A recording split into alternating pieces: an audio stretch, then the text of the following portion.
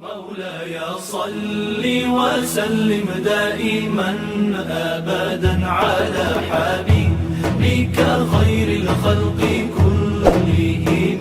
مولاي صل وسلم دائما أبدا على حبيبك. Fakirnya karena Allah SWT sedang menguji dia tersebut dengan bala dan penyakit yang dideritanya adalah mampukah ia bersabar dengan penyakit, dengan bala yang Allah bebankan ke atasnya. Hadirin sanjungan tersebut yang selanjutnya adalah wa man lam yarda bil qada'i, dan barang siapa yang tidak meridha terhadap ketetapanku, kata Allah SWT akan ditetapkan kita di alamul mahfuz, yakni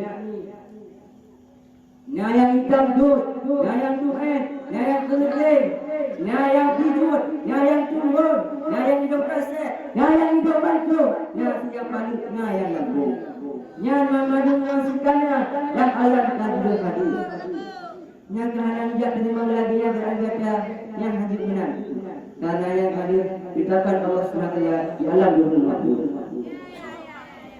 Yang kita bilang kaya Abu Sayyid itu mangat mungkin kaya Abu Sayyid mangat halus dia.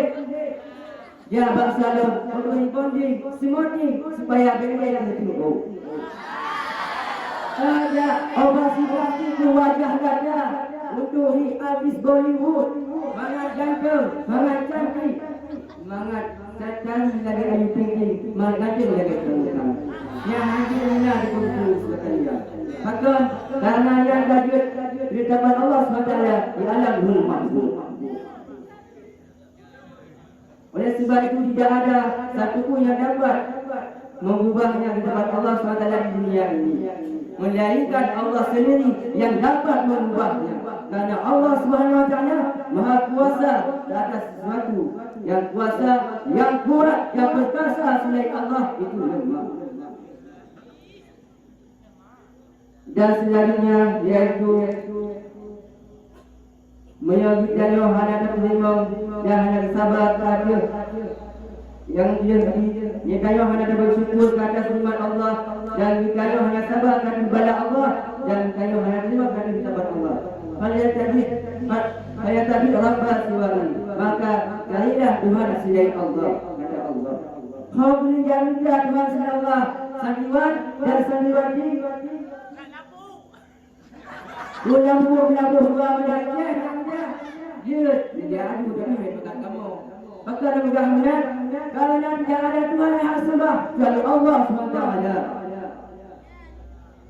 Mungkin dari hari atas dapat kita ambil kesimpulan yang pertama, kita harus bersyukur kepada Allah SWT dan kita harus bersabar terakhir bayar dan berhutang oleh Subhanahu Wa Taala. Dan kita juga harus menerima kepada Allah SWT. Mungkin dari hari atas ada kata kami yang tidak salah ataupun menyakiti hati santriwan dan santriwati, kamu meminta maaf. Sekarang kamu turun karena kamu mengingat sabar berkata ikut ibadah benar itu. Sebut dengar kamu.